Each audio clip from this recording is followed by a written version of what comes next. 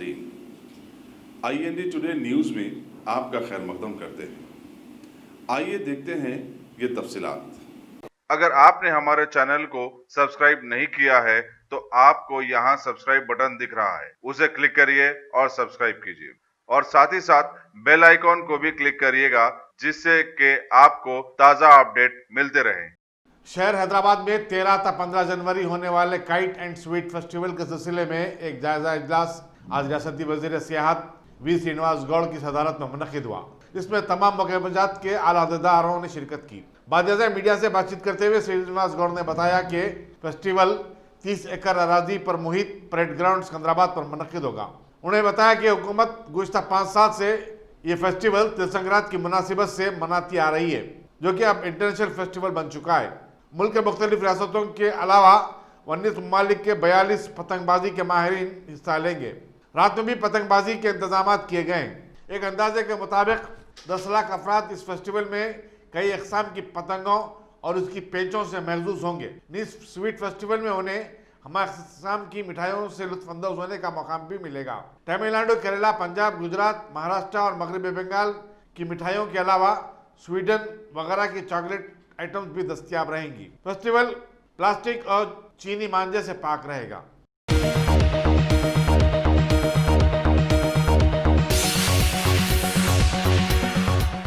Jawaharlal Nehru university की तालिबात पर कल रात ABVP के गुंडों के हमले के खिलाफ आज हैदराबाद में वाक़े मौलाना आज़ाद यूनिवर्सिटी के टीचिंग और नॉन टीचिंग स्टाफ ने ज़बरदस्त एहतजाज किया। उन्होंने गुंडों की गिरफ्तारी और उनके खिलाफ सख्त कार्रवाई की मांग की। उनका कहना था कि ABVP के कारकुनों के हौसले इस कदर बुलंद हो गए हैं कि वो अब तालिबात पर भी बेरहमाना हमले करने लगे हैं। आज प्रोटेस्ट कर रहे हैं और इस पर एक सोचने की बात है, वो ये है कि जामिया में जो हुआ वो इसी वक्त हुआ था। कुछ दिन पहले जो हुआ वो जामिया में हुआ और इसी वक्त हुआ और यही पैटर्न था।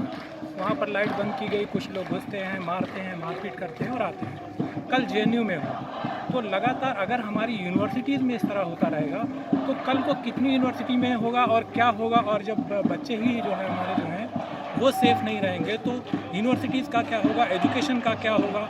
और अगर एजुकेशन ठीक नहीं होगी तो निश्चित रूप से हमारा जो देश है उसका जो एजुकेशन सिस्टम है उस पर भी बुरा असर पड़ेगा।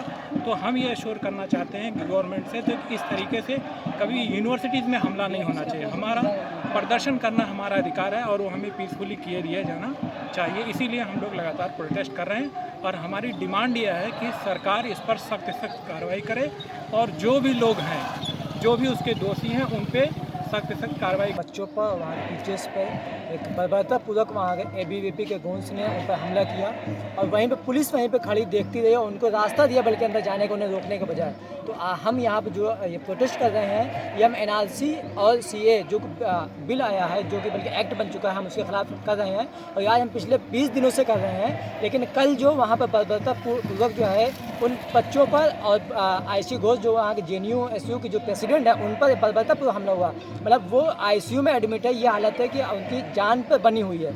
ये हिंदुस्तान में जो विश्वविद्यालय हैं, जो हिंदुस्तान को एक राह देते हैं, जो चलने का रास्ता दिखाते हैं, जो हिंदुस्तान का फ्यूचर है, उनके ऊपर इस तरीके के हमले हो रहे हैं, ये निंदनीय है और ये कहीं से भी एक्सेप्टेबल नहीं है। हम यहाँ पर जो प्रोटेस्ट कर रहे हैं, हम इसीलिए कर रहे हैं कि ये इस तरीके के जो हमले होते हैं इस पर सरकार चुप क्यों है, वो अपने बयानात क्यों नहीं देती है, वो उस पर कोई कदम क्यों नहीं उठाती है। हम सरकार से इस पर जो उनका जवाब चाहते हैं और हम चाहते हैं जल्द से जल्द जिन हमलावरों ने, जिन आतंकवादियों ने, हम उनको आतंकवादी कहेंगे क्योंकि एक मुल्क पर हमला करे, बल्कि जो किसी शांतिपूर्ण तरीके से जो लोग प्रोटेस्ट कर रहे हैं उन पर हमला करना भी एक आतंकवादी हमला है। मैं इसे आतंकवादी हमले से मुशाबियत दूँगा और निंदा करता हूँ और मैं डिमांड करता हूँ कि हिंदुस्तान में जितनी भी यूनिवर्सिटियाँ उन सब की सेफ्टी जो है की जाए और वहाँ पर रहने वाले बच्चों की सेफ्टी को जो है पहले रखा जाए। क्योंकि जब हम रहेंगे नहीं तो हम पढ़ेंगे क्या, जब पढ़ेंगे नहीं तो देश कल आगे देश का फ्यूचर क्या होगा, हमारा मुल्क किस मोड़ पर जा रहा है, हम किधर जा रहे हैं। जो आप देख रहे हैं पिछले 20 से 25 दिनों से जब से ये बिल आया है तब से लेकर सारे मुल्क में जो अमन पसंद लोग हैं वो इसके खिलाफ खड़े हैं और एहतजाज कर रहे हैं। और वो एहतजाज जो पीसफुली तरीके से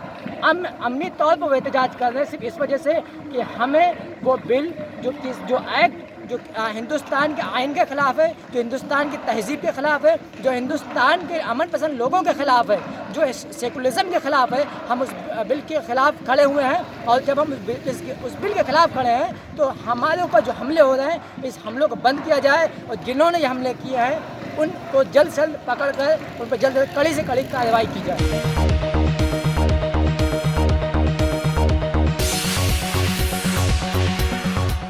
गाजी kidney centre and multi speciality hospital, गुर्दे और बवासीर के इलाज का 40 साल मशहूर हॉस्पिटल, जहां हजारों पेशेंट्स क्योर हो चुके हैं। Doctor Hussaini international national award winner और दूसरे डॉक्टर्स और लेडी डॉक्टर्स की जेर खिदमत गुर्दे के तमाम अमराज का मुकम्मल ट्रीटमेंट किया जा रहा है। गुर्दे फेल हो चुके हों, डायलिसिस करवा रहे हों, याद रखिए डायलिसिस कोई इलाज नहीं, इससे 1% भी गुर्दे रिकवर नहीं होते। हाँ, डायलिसिस टेम्पररी रिलीफ दे सकता है, लेकिन हमारे ट्रीटमेंट से गुर्दे फिर से फंक्शन में आ सकते हैं। गुर्दे श्रिंक हो गए हों या सिस्ट हो, गुर्दे की पथरी हो, कैसी भी गुर्दे की तकलीफ हो या पाइल्स यानी बवासीर, चाहे ब्लीडिंग हो या कोम, बगैर ऑपरेशन मुकम्मल क्योर ट्रीटमेंट का एक ही centre, Ghazi kidney centre, DLRL main road, opposite Vikas high school, Chandrayan Gutta, Hyderabad. Cell 9966930824 या 9391326261।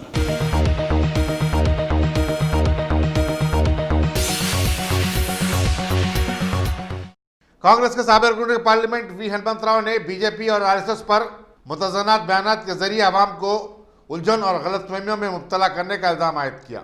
एक प्रेस कॉन्फ्रेंस से खिताब करते हुए हनुमंत राव ने कहा कि आरएसएस सरबराह मोहन भागवत कहते हैं कि हिंदुस्तान के तमाम 130 करोड़ अवाम हिंदू हैं। ममलकती वज़ीर दाखिला किशन रेड्डी का कहना है कि हिंदुस्तान एक सेकुलर मुल्क है और ये सबका घर है। कांग्रेस के लीडर ने कहा कि उन्होंने मोहन भागवत के खिलाफ एलबी नगर पुलिस में शिकायत दर्ज करवाई थी, लेकिन ताहाल कोई कार्रवाई नहीं की गई।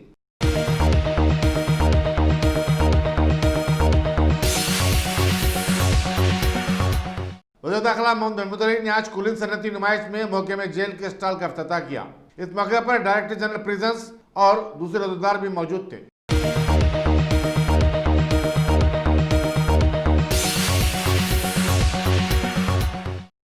हैदराबाद की दानिश्वर खवातीन, समाजी जहदकारों और 20 मुख्तलिफ तंजीमों से वाबस्ता खवातीन ने CAA को कौम दुश्मन कानून से ताबीर करते हुए उसे फौरी वापस लेने का मुतालबा किया है। एक प्रेस कॉन्फ्रेंस से खिताब करते हुए डॉक्टर अस्मा जहरा, रुकन All India Muslim Personal Law Board, Maria Alphonsia, advocate sister Amala Rani, professor Jamilunnisa, professor Sumaiya और रफिया नौशीन ने कहा कि इस कानून से मुल्क की एक और तकसीम का अंदेशा लाख हो गया है। उन्होंने तेलंगाना की हुकूमत से भी कहा कि वो NRC और NPR पर अपना मौक़िफ़ वाज़ेह करे। इन खवातीन ने दिल्ली की जवाहरलाल यूनिवर्सिटी की तालिबात पर ABVP के हमलों की मजम्मत की और इल्ज़ाम आयद किया कि हुकूमत और पुलिस फसाई एजेंडे की तायीद व सरपरस्ती कर रही है। ABVP को इस कदर जुर्रत पुलिस की सरपरस्ती से ही हासिल हुई है।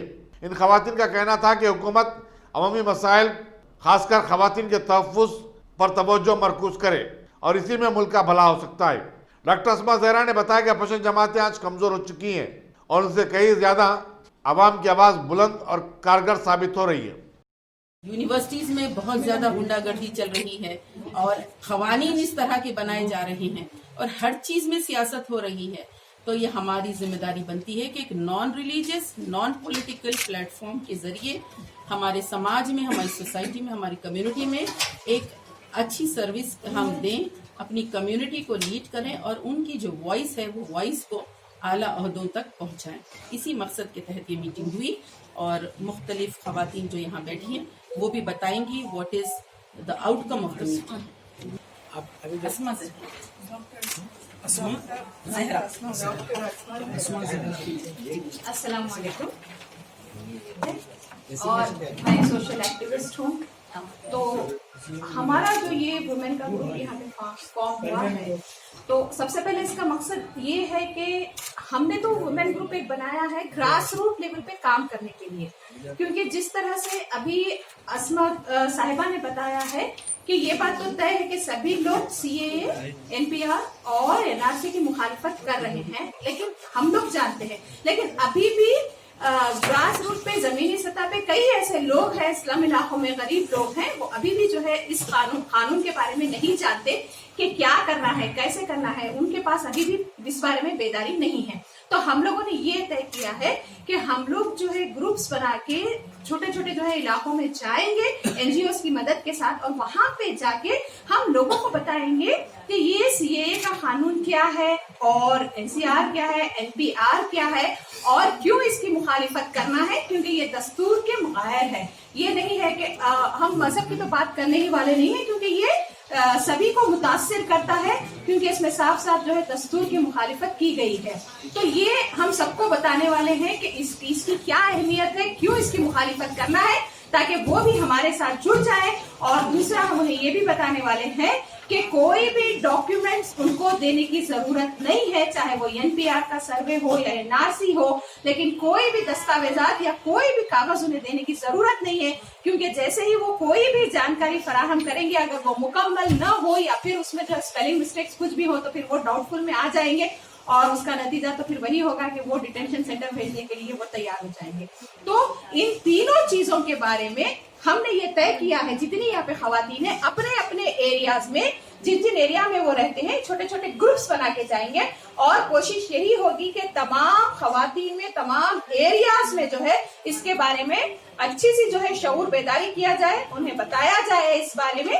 ये हम लोगों का मुत्तफिका फैसला है और इस पर सब लोग तैयार हुए हैं। और ये हमारी खवातीन की तंजीम हमने एक बनाई है, वुमेन फोरम, लेकिन इसका ये मतलब नहीं कि हम किसी से कटे हुए हैं। हमारा नेटवर्किंग सबके साथ है।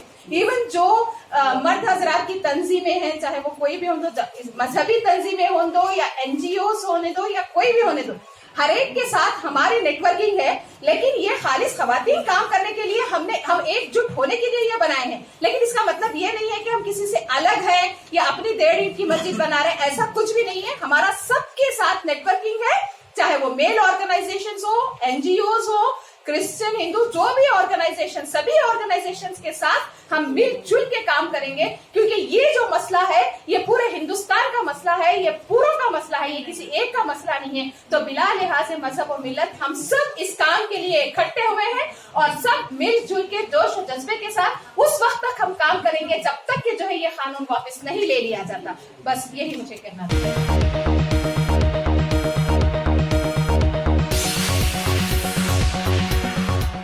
चीफ सेक्रेटरी सोमेश कुमार ने आज रियासत में एसएससी और इंटरमीडिएट के मौजूदा इम्तहानात के इंतजाम का जायजा लिया।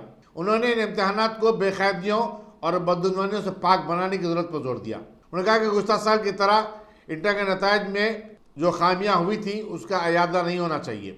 वाज़ेह है कि इंटर के इम्तहानात 4 था 23 मार्च मुनक्किद होंगे, जबकि एसएससी के इम्तहानात का 19 मार्च था 6 अप्रैल इनेकाद अमल में आएगा। इंटर में 9,65,000 और एसएससी के इम्तिहानात में 5,08,000 उम्मीदवार शिरकत करेंगे। इस इजलास में सेक्रेटरी मुहकमा तालीम doctor B Janardhan Reddy, commissioner intermediate education Umar Jaleel, director secondary education Vijay Kumar और दूसरे भी शरीक थे।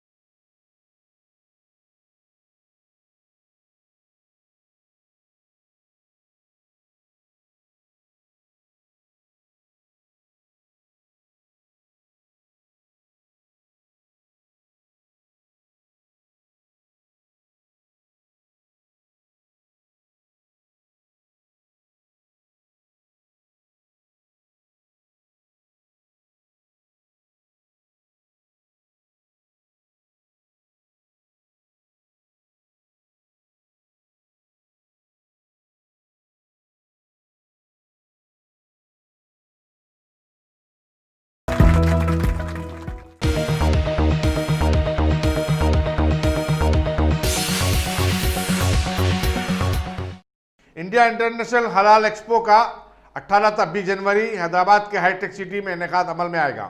डायरेक्टर फूड प्रोसेसिंग हुकूमत तेलंगाना अकिल गवार, CEO अटूबा बिजनेस नेटवर्क मौजम नायक ने आज एक प्रेस कॉन्फ्रेंस में ये बात बताई। उन्होंने बताया कि इंडोनेशिया, मलेशिया, तुर्की, थाईलैंड, मुत्तहिदा अरब इमारात, बरतानिया और अमेरिका के 120 से ज़ायद सनतकार इसमें हिस्सा लेंगे। उन्होंने बताया कि हलाल प्रोडक्ट्स के बारे में आवाम का शऊर काफ़ी हद तक बेदार हो रहा है। अल्हम्दुलिल्लाह हम लोग हैदराबाद में इंडिया इंटरनेशनल हलाल एक्सपो को लॉन्च करते हुए बड़ी खुशी और मसरत महसूस हो रही है। ये हमारे लिए बड़ी सादत की बात है कि हम लोगों ने यहाँ इस शहर हैदराबाद में इस दक्कन की सरजमीन पर इस मुबारक एग्ज़िबिशन का आगाज़ किया है। पूरी दुनिया में हलाल एग्ज़िबिशन जो है वो बहुत ही कॉमन है, सब जगह होता है। तुर्की में हो रहा है, मलेशिया में हो रहा है, इंडोनेशिया में हो रहा है। हिंदुस्तान में ये पहला एग्ज़िबिशन इंटरनेशनल होने जा रहा है। बड़ी खुशी की बात यह है कि हिंदुस्तान में हमने हैदराबाद शहर दक्कन को यहाँ पर इसको सेलेक्ट किया है और हमारी पूरी उम्मीदें हैं कि यहाँ की जो लोकल आवाम है इंशाअल्लाह वो लोग इस एग्ज़िबिशन से पूरी तरह से फ़ायदा उठाएंगे, इसलिए कि यहाँ की जो सरज़मीन है वहाँ पर बिज़नेस के लिए, तिजारत के लिए, कारोबार के लिए एक बहुत बड़ा अपॉर्चुनिटी मौजूद है, काफ़ी बड़ा स्कोप है। यहाँ की जो NRI कम्युनिटी है वो भी किसी अच्छे राइट इन्वेस्टमेंट को ढूंढ रही है। हम लोगों ने कोशिश की है कि एक ऐसा प्लेटफॉर्म उन लोगों को प्रोवाइड करें जहाँ वो लोग आएँ और अपने इन्वेस्टमेंट्स को लाएं और इस हलाल प्लेटफॉर्म के ज़रिए अपने आप को इंटरनेशनली और ग्लोबली नेटवर्क करें। ये जो एक्सपो है, इस एक्सपो में हमने मलेशिया के डेलीगेशन को बुलाया है, तुर्की के डेलीगेशन को बुलाया है, इंडोनेशिया के डेलीगेशन को बुलाया है, दुबई का डेलीगेशन इसमें आ रहा है, इसमें UK से लोग आ रहे हैं, US से लोग आ रहे हैं, सऊदी अरेबिया का पूरा डेलीगेशन आ रहा है। इस एग्ज़िबिशन में इवन थाईलैंड से लोग आ रहे हैं, कोरिया से लोग आ रहे हैं। तो हमारे इस एग्ज़िबिशन में हमने मुस्लिम ख़वातीन के लिए, वो ख़वातीन जो छोटा छोटा कारोबार करती हैं, कुछ छोटी चीज़ें बनाती हैं, हम लोगों ने उनके लिए एक वुमेन पवेलियन दिया है। हमारी कुछ बहनें कश्मीर से आ रही हैं जो कुछ चीज़ें बनाती हैं, उनके लिए हमने स्पेस दिया है। हमारी कुछ बहनें चेन्नई से आ रही हैं, कुछ हैदराबाद से हैं, कुछ महाराष्ट्र से, ऑल ओवर इंडिया से। वुमेन पवेलियन में जो वुमेन एंटरप्रेनर्स है वो इंशाल्लाह इसमें शरीक रहेगी। इसके अलावा इसमें जो है एक स्टार्टअप पवेलियन है, जो हमारे नौजवानों ने जो छोटी छोटी कंपनियां शुरू की हैं, जो कुछ करना चाहते हैं, जिनको एक्सपोर्ट की पॉसिबिलिटीज़ देख रही हैं, उन सब लोगों को हमने एक एंटरप्रेनर पवेलियन में इनवाइट किया है। वो लोग अपने प्रोडक्ट को, अपने इन्वेंशंस को वहाँ पे करेंगे। हमने एक बच्चे को इनवाइट किया है, बच्चे का नाम हमज़ा है। उस बच्चे को जो है IIM अहमदाबाद से और बड़ी यूनिवर्सिटीज़ से उसको रिकग्निशन मिला है। उसने कोई चीज़ इन्वेंट की है, हम लोग इंशाल्लाह अपने एग्ज़िबिशन में उसको प्लेटफॉर्म देंगे कि वो अपना इन्वेंशन लोगों के सामने पेश करें। इसी तरीके से फूड इंडस्ट्री से काफ़ी फूड के ब्रांड्स इसमें आ रहे हैं, कॉस्मेटिक के ब्रांड इसमें आ रहे हैं। वी हैव अल्हम्दुलिल्लाह काफ़ी सारे ब्रांड्स इसमें पार्टिसिपेट कर रहे हैं। बहुत खुशी की बात यह है कि तेलंगाना की गवर्नमेंट भी हमारे साथ पूरी तरह से इसमें शाना बशाना है। आज हम लोग अकबर साहब से मिल के आए, माइनॉरिटी फ़ंड वाले भी हमारे साथ हैं। उन्होंने अपने ताउन का ये कहा है। जयेश रंजन साहब हैं और यहाँ के जो कॉमर्स सेक्रेटरी हैं और वेरियस गवर्नमेंट के ऑर्गेनाइजेशन के सेक्रेटरीज़ हैं, वो लोगों का इसमें ताउन है। लोकल कम्युनिटी का बहुत अच्छा ताउन है। यहाँ पे लोगों ने इसको बहुत पॉजिटिवली लिया है। हम लोग एक्सपेक्ट कर रहे हैं, हम सबसे रिक्वेस्ट करते हैं हैदराबाद के लोगों से कि वो बड़ी तादाद में इस एग्ज़िबिशन में 3 दिन आएँ। 18, 19, 20 जनवरी 3 दिन ये एग्ज़िबिशन होगा और इसमें आएँ और इससे भरपूर फ़ायदा उठाएँ और अपने आप को एक ग्लोबल प्लेटफॉर्म पे लाने की कोशिश करें। ये आइडिया असल में हम लोग पिछले 3 साल से वेरियस बिज़नेस स्ट्रीम्स को रिसर्च कर रहे थे कि कौन सा बिज़नेस है जो इस वक्त फास्टेस्ट ग्रोइंग है, जो बहुत तेज़ी से आगे जा रहा है। तो हमें पता चला कि हलाल इंडस्ट्री सबसे ज़्यादा फास्टेस्ट ग्रोइंग है, इसलिए कि वर्ल्ड वाइड मुस्लिम पॉपुलेशन दुनिया का 1/4 हिस्सा है और मुस्लिम बायर्स जो है इस वक्त बहुत ज़्यादा मैच्योर्ड हैं और वो एक ऐसा ब्लॉक है जो ब्लॉक हलाल फूड के लिए, हलाल कॉस्मेटिक के लिए बहुत फास्ट ग्रो कर रहा है। खुद इंडिया से इस वक्त जो मीट का एक्सपोर्ट है वो वर्ल्ड का 2nd लार्जेस्ट है। तो इंडिया सबसे हाईएस्ट वॉल्यूम में हलाल चीज़ एक्सपोर्ट कर रहा है वर्ल्ड वाइड। उसी तरह से कॉस्मेटिक में यहाँ की कंपनियों ने 100 करोड़ तक के रीच किया, हलाल कॉस्मेटिक की कंपनियाँ। तो हम लोगों को ये आइडिया आया कि इसको हम लोग जो है हमारी कम्युनिटी के बीच में लॉन्च करें, लोगों के सामने बताएं कि ये कितनी बड़ी अपॉर्चुनिटी है, लोग यहाँ पैसा लगाएं और हलाल तरीके से जो है रिस्क कमाएं। सर आप बोले थे हलाल बैंकिंग सिस्टम, तो इसके लिए क्या रहना? असल में ये सब के लिए अवेलेबल है, इसमें कोई मुसलमान गैर मुसलमान नहीं, जो भी हाँ इस्लामिक बैंकिंग सिस्टम में इंटरेस्ट फ्री बैंकिंग है। जो लोग इंटरेस्ट फ्री बैंकिंग इससे हर कम्युनिटी को फ़ायदा पहुंच सकता है। जो शख्स जो है आपस में मुआहदे के ज़रिए से बिज़नेस करना चाहता है, सिर्फ फाइनेंसिंग नहीं चाहता, इस्लामिक बैंकिंग उनको वेरियस अपॉर्चुनिटी देती है जिसमें वो लोग जो है उसके वेरियस प्रिंसिपल्स के ज़रिए से हलाल इकोनॉमिक सिस्टम में एंगेज हो सकते हैं।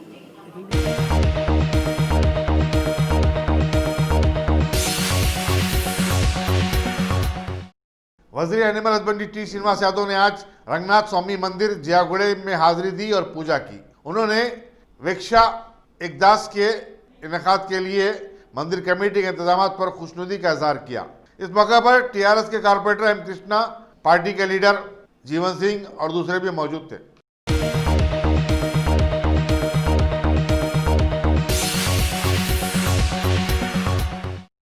Top selection computers. अगर आप टेक्नोलॉजी के दौर में रहते हुए टेक्नोलॉजी से दूर हैं तो सोचिए मत, आइए एक बार खिदमत का मौका दीजिए। हमारे यहाँ branded computers Dell, HP, Lenovo, laptop accessories उम्दा क्वालिटी निहायत ही वाजबी दाम पर दस्तयाब है। स्कूल, कॉलेज, कॉर्पोरेट, ऑफिस वगैरह में बल्क क्वांटिटी में सप्लाई की जाती है। इसके साथ साथ हमारे यहाँ माहिर टेक्नीशियंस की निगरानी में रिपेयर की सहूलत भी मौजूद है।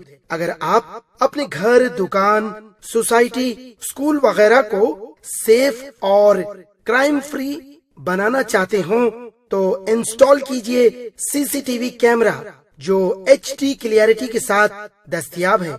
गुज़िश्ता 10 साल से मुल्क भर में अपनी इन तमाम खिदमात को जारी रखते हुए आपके एतमाद को बरकरार रखने वाला नाम top selection computers, Vijayanagar colony beside Riyan hotel Hyderabad.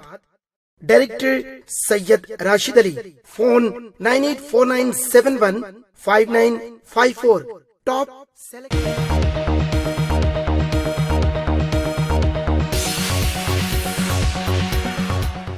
Telangana recognised school management association Hyderabad के लिए चाइल्ड इन्फो, चाइल्ड सेफ्टी और SSC गवर्नमेंट पब्लिक एग्जामिनेशन से मुतालिक रविंद्र भारती थिएटर हैदराबाद में ओरिएंटेशन प्रोग्राम का इनेकाद अमल में आया, जिसमें कमिश्नर और director school education T Vijay Kumar ने मेहमान खुसूसी की हैसियत से शिरकत की, जबकि डिस्ट्रिक्ट एजुकेशन ऑफिसर जिला हैदराबाद मेहमान एजाजी की हैसियत से शरीक थे। ये प्रोग्राम हैदराबाद में मियार तालीम में इजाफा और SSC के नतायज में बेहतरी के इक़दाम और साथ ही चाइल्ड इन्फो के ऑनलाइन करने और स्कूल में तालीम हासिल करने वाले तलबा तालिबात के तहफ़्फ़ुज़ से मुतालिक शऊर बेदारी के लिए मुनक़्क़िद किया गया था। One-day orientation program to all private school management in collaboration with TRUSTMA Hyderabad. Thanks to TRUSTMA for organizing and supporting in all aspects to this conference. The major issue is today's conference is SSC examinations and child safety and other data to be provided by the private school management. As we are having some difficulty to get the data from private school management, we have requested them to provide the data as asked by the government time to time. Secondly, regarding SSC examination, as you all know that private schools plays an important role in Hyderabad district, and their students are around 70,000 in the district. Their share in result is very much helpful in increasing the district rank in state average. Hence, we have organized this conference. Last year we are having 83% in 73 in private school managements, and we are expecting this year 100% with the cooperation of all managements this year. Thirdly, regarding child safety, as we all know that Disha incident shaken the entire world, and we have to ensure that child is empowered with her or his safety, and accordingly we are requesting the managements to provide child empowerment sessions in private schools. This is the main motto of this today's session. Thanks again. आज ट्रस्मा हैदराबाद और DEO Hyderabad दोनों मिलकर के सारे हैदराबाद के private schools managements को यहाँ रविंद्र भारती में पर्टिकुलरली हमारे एसएससी रिजल्ट्स इम्प्रूव करने के लिए और बच्चों की सेफ्टी स्कूल में कैसे हम बरकरार रख सकते हैं, इसके बारे में अच्छी तरह से एक प्रेजेंटेशन हुआ है।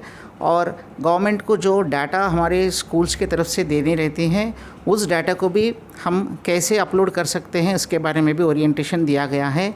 ये बहुत ज़रूरी है कि हम हमारे स्कूल में बच्चों की सेफ्टी के लिए जानकारी करना बहुत ज़रूरी है, और इसके लिए रेगुलर ऑडिट्स करते हुए स्कूल अपने अपने तरफ से एक ऑडिट रिपोर्ट बना करके एक रेगुलर इंटरवल्स में ऑडिट करने से हम बहुत सारे अनसेफ एनवायरनमेंट को हम प्रिवेंट कर सकते हैं। और इस प्रोग्राम को डीईओ हैदराबाद मैडम ने इनिशिएट करके और हमारे साथ ये प्रोग्राम बनाए हैं। इसको सभी लोग, सभी स्कूल्स इसका फ़ायदा उठाना चाहिए और अपने स्कूल में रिजल्ट्स इम्प्रूव करेंगे, और इसी तरह से चाइल्ड की सेफ्टी और सेफ़ एनवायरनमेंट हम बरकरार रखेंगे। Thank you.